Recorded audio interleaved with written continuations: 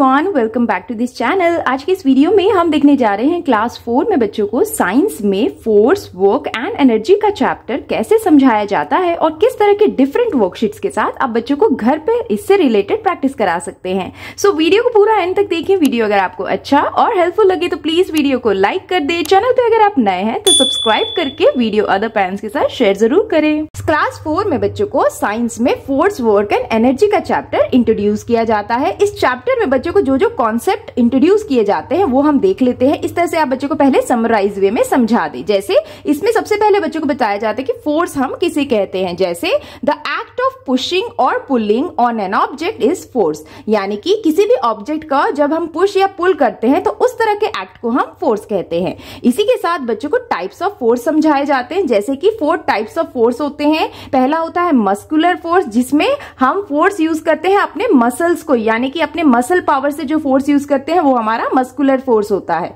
उसी तरह से ग्रेविटेशनल फोर्स यानी जो चीज ऊपर फेंकी जाती है वो नीचे आनी ही है। अर्थ पे ग्रेविटी होती है, इसलिए उसे ग्रेविटेशनल फोर्स कहते हैं। ये बच्चों को समझाया जाता है।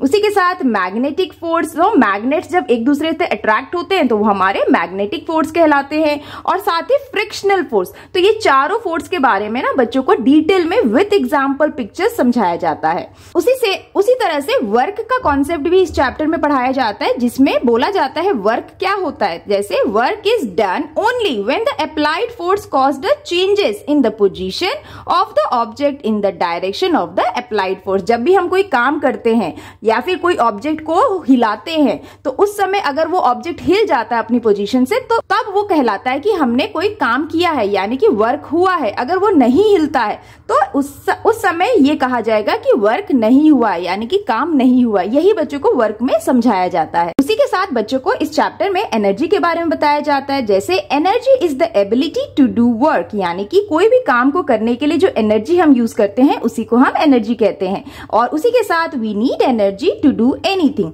फ्रॉम लिफ्टिंग, पुशिंग और पुलिंग टू ब्रीदिंग, लाफिंग और टॉकिंग। हमें एनर्जी हर काम के लिए जरूरत पड़ता है, चाहे हम वो किसी चीज को लिफ्ट कर रहे हैं, पुश कर रहे हैं, पुल कर रहे हैं, यहां तक कि ब्रीथ, लाफ और टॉक करने के लिए भी हमें एनर्जी की जरूरत होती है। उसी के साथ सोर्सेज ऑफ एनर्जी, एनर्जी के अंदर बच्चों को बताया जाता है कि डिफरेंट सोर्सेज होते हैं एनर्जी के। जैसे सोलार या सन एनर्जी, जो हम एनर्जी हमें सन से मिलता है, जिसे हम सन या फिर सोलार एनर्जी भी कहते हैं। उसी के साथ विंड एनर्जी, नेक्स्ट है वाटर एनर्जी और नेक्स्ट है फ्यूल एनर्जी। तो ये सारे सोर्सेज ऑफ एनर्जी हैं जिसके बारे में बच्चों को समझाया जाता है डिटेल्स में। उसी के साथ फॉर्म्स ऑफ एनर्जी। अब एनर्जी के भी डिफरेंट फॉर्म्स होते हैं। Energy occurs in various forms such as heat energy, light energy, electrical energy and mechanical energy. So ये सारे कॉन्सेप्ट बच्चों को इस चैप्टर में समझाए जाते हैं। आप इसे रिलेटेड इस तरह से बच्चों को पहले समराइज वे में समझाते हुए फिर बच्चों को वर्कशीट्स दे सकते हैं। इस तरह से बच्चों को आप वर्कशीट से घर पे प्रैक्टिस करा सकते हैं फोर्स, वर्क एंड एनर्जी से रिलेटेड। जैसे यहाँ पे पहला वर्कशीट है टिक द करेक्ट ऑप्शन। तो ऑब्जेक्टिव क्वेश्चंस दिए गए हैं चैप्टर से रिलेटेड। जैसे देखिए पहला question, what causes a ripe mango to fall on the ground. किस वजह से जो पका हुआ आम होता है वो ग्राउंड पे गिरता है। तो यहाँ पे ऑप्शन है, option A friction, option B gravity, option C energy of sun. तो आंसर क्या होगा? आंसर होगा बिकॉज ऑफ ग्रेविटी, यानी कि B option is the correct answer. Same way देखिए next question, if a force can cause movement in a body it is called work, no work or use of simple machine. तो यहाँ पे बोला जा रहा है कि अगर हम फोर्स करते हैं अपने बॉडी को और वो मूव होता है तो उसे हम कहते हैं वर्क, यानी कि जब भी हम कभी फोर्स कर रहे हैं कहीं भी और अगर हमारा बॉडी मूव हो रहा है दैट मीन्स कि काम हुआ है, राइट, जिसे हम वर्क कहते हैं। उसी तरह से नेक्स्ट देखिए next question, which of the following is a form of energy, force, motion और हीट। तो दिए गए ऑप्शन में से कौन सा है फॉर्म ऑफ एनर्जी? आंसर है option C, heat. Heat energy is a form of energy, so C is the correct answer. Same way next question, in which of these is work said to have been done. तो यहाँ पे दिए गए option में से किसमें कौन सा ऑप्शन है जो ये कह रहा है कि काम हुआ है। जैसे देखिए पहला ऑप्शन है pushing a wall, next option pushing a lawn mower and third option is standing. तो देखिए अगर आप पुश करेंगे वॉल तो वो मूव नहीं होगा, यानी कि आप फोर्स लगा रहे हैं लेकिन ऑब्जेक्ट जो है वो मूव नहीं हो रहा है, यानी कि वर्क नहीं हुआ, ये ऑप्शन ये कहता है। उसी तरह से नेक्स्ट ऑप्शन है पुशिंग अ लॉन ओवर। तो लॉन ओवर का मतलब होता है जो लॉन्स में बड़े बड़े घास होते हैं उसको काटने के लिए जो मशीन्स का यूज किया जाता है उसे हम लॉन ओवर करते हैं। तो अगर आप उसे पुश करेंगे तो वो मूव होगा, फोर्स लगेगा तो वो मूव होगा और तब आपका काम हो सकता है, यानी कि आंसर होगा पुशिंग अ लॉन ओवर, क्योंकि इसको अगर हम पुश करेंगे तो हमारा काम होगा। So we can say work is done. So B option is the correct answer. उसी तरह से देखिए next question, which of these can be use to open the lid of a can. दिए गए ऑप्शन में से क्या यूज करेंगे जिससे कि हम एक कैन का लिड ओपन कर सके। Option A lever, option B pulley and option C screw. तो यहाँ पे आंसर होगा ऑप्शन ए लीवर। लीवर यानी कि सिंपल मशीन्स के अंदर जो टूल्स आते हैं उसे हम लीवर कहते हैं। Next question, which of these is the main source of energy on the earth. Earth पे दिए गए ऑप्शन में से कौन सा मेन सोर्स ऑफ एनर्जी है। पहला ऑप्शन है sun, next option wind, third option water. So answer is on earth the main energy is sun energy, जिसे हम सोलर एनर्जी भी कहते हैं। So option A is the correct answer. Next question, what is force. तो यहाँ पे option A answer होगा, act of pushing और पुलिंग, उसी को हम फोर्स कहते हैं। So A is the correct answer. तो इस तरह के जो क्वेश्चंस होते हैं ऑब्जेक्टिव, आप इस तरह से बच्चों को देते हुए ये चैप्टर समझा सकते हैं और प्रैक्टिस करा सकते हैं। Now here is the next question, fill in the blanks. तो यहाँ पे फिलिंग द ब्लैंक्स दिया है चैप्टर से रिलेटेड, जिसमें बच्चों को करेक्ट आंसर को फिल करके कंप्लीट करना है। जैसे देखिए पहला question, the ability to do work is called dash. तो कोई भी काम करने की क्षमता को हम क्या कहते हैं, एनर्जी। तो हमारा यहाँ पे आंसर हो जाएगा एनर्जी, हम यहां लिख देंगे। नाउ उसी तरह से नेक्स्ट क्वेश्चन है, the force that pools everything towards the earth is called dash. तो वो फोर्स जो हर एक चीज को अर्थ के टुवर्ड्स खींचता है उसे हम क्या कहते हैं, उसे हम कहते हैं ग्रेविटी। तो हमारा यहाँ पे आंसर होगा ग्रेविटी, यहां लिख देंगे इस तरह से।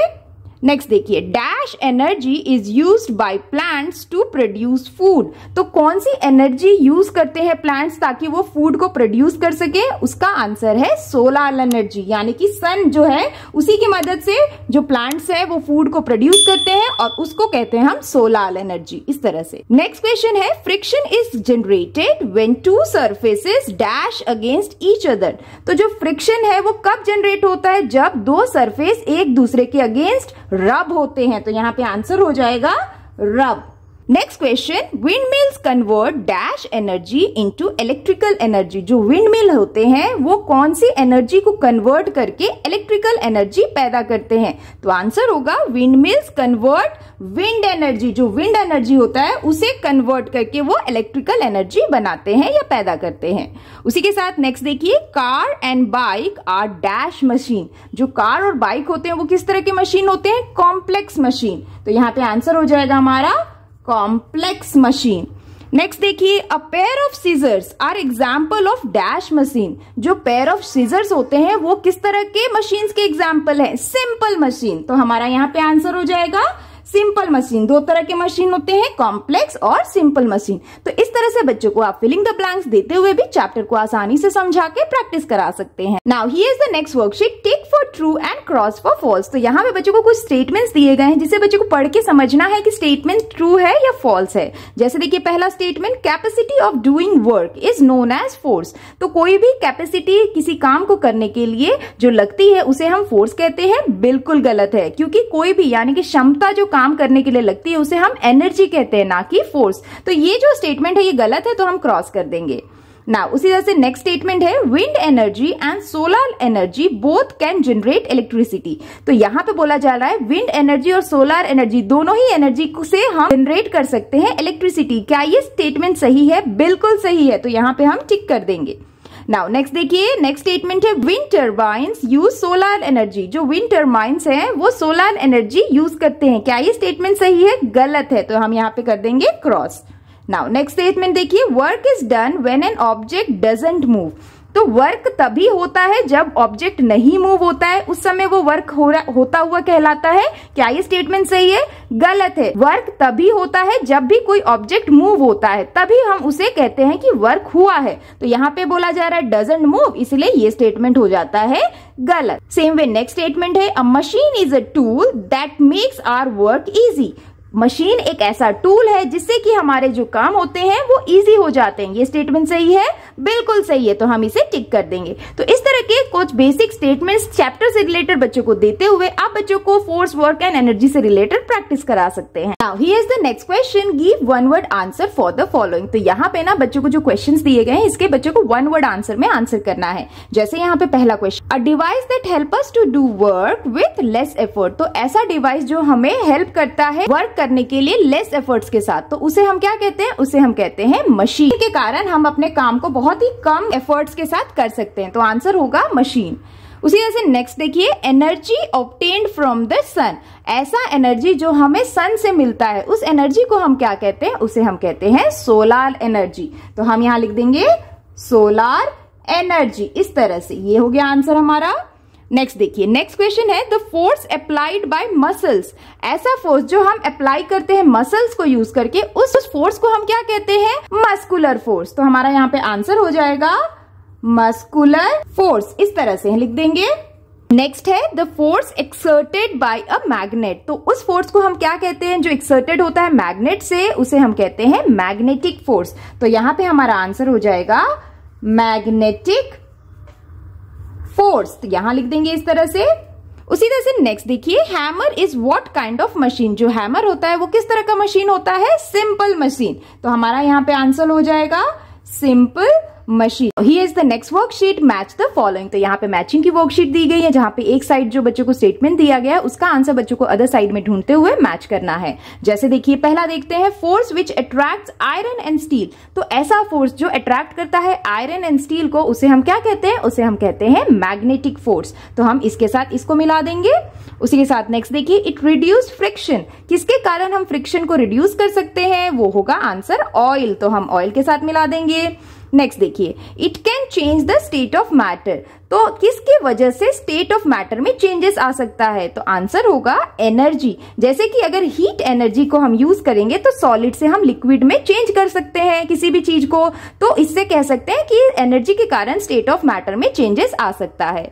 नाउ उसी तरह से नेक्स्ट है कंप्रेस्ड नेचुरल गैस। तो कंप्रेस्ड नेचुरल गैस क्या है? ये एक तरह का फ्यूल है, तो हम फ्यूल के साथ मैच कर देंगे। नाउ नेक्स्ट देखिए, फ्लोइंग वाटर। फ्लोइंग वाटर से क्या किया जा सकता है? फ्लोइंग वाटर जो है वो एक हाइडल एनर्जी है जिसे हम हाइड्रो इलेक्ट्रिसिटी भी कहते हैं, जो जनरेट करता है। तो हम इसके साथ मैच कर देंगे। नाउ नेक्स्ट देखिए, मूविंग कार्स। तो जो कार मूव होते हैं वो किसके कारण, यानी कि किस एनर्जी को यूज करके मूव होते हैं? उसे हम कहते हैं मैकेनिकल एनर्जी। मैकेनिकल एनर्जी से के कारण जो भी कार्स, बाइक्स होते हैं ना वो मूव होते हैं। उसी के साथ नेक्स्ट है स्यूइंग मशीन। स्यूइंग मशीन यानी कि जो सिलाई मशीन होते हैं वो किस तरह के मशीन होते हैं? Complex machine. तो हम इसके साथ मैच करेंगे। नेक्स्ट देखिए, सोलर पैनल्स। तो आपने देखा होगा जो सोलर पैनल्स होते हैं ना वो क्या होते हैं, क्यों लगाए जाते हैं? To generate electricity. तो हम इसके साथ मैच कर देंगे। Here is the next question, question and answer. तो बच्चों को इस चैप्टर में जो जो क्वेश्चन आंसर्स होते हैं उससे रिलेटेड इस तरह के आप क्वेश्चंस देके उन्हें समझा सकते हैं। जैसे देखिए यहाँ पे पहला क्वेश्चन है, what is water energy, how it is related to hydro electricity. यानी कि वाटर एनर्जी हम किसे कहते हैं और ये हाइड्रो इलेक्ट्रिसिटी से कैसे रिलेट करता है या जुड़ा हुआ है। तो देखिए इसका आंसर ऐसे लिखना है, the energy of flowing water is called water energy और हाइड्रो एनर्जी। जो फ्लोइंग वाटर की एनर्जी होती है ना उसी को हम वाटर एनर्जी या हाइड्रो एनर्जी कहते हैं। अब इसी के साथ आंसर देना है, energy of water falling from dam is used to rotate the turbines of the generator to generate electricity. Electricity produced by the energy of flowing water is called hydro electricity. तो इस तरह से इस question का हमें answer करना है। Next question, discuss the effects of force. तो इफेक्ट्स क्या क्या है फोर्स के, उसको आंसर करना है। तो यहाँ पे आंसर करेंगे, the effects of force are, force can move a resting object, force can speed up a moving object, next force can change the direction of a moving object। उसी तरह से force can change the shape of an object and same way force can stop or slow down a moving object. तो ये सारे effects होते हैं force के जिसको बच्चों को इस तरह से आंसर करना है। Same way next question, what happens when brakes are applied while riding a bicycle. तो क्या होता है जब हम बाइसाइकिल राइड करते हैं और ब्रेक को अप्लाई करते हैं तब उस समय क्या होता है? तो इसका आंसर ऐसे लिखेंगे, a bicycle has a hand brakes on both wheels, when brakes are applied they rub against the wheels, friction between the brakes and the wheel slow down the bicycle. इस तरह से इस क्वेश्चन का आंसर करेंगे। Same way देखिए next question, explain heat energy and electrical energy. Heat energy और electrical energy को बच्चों को एक्सप्लेन करना है, तो यहाँ पे लिखेंगे heat energy and electrical energy are two forms of energy.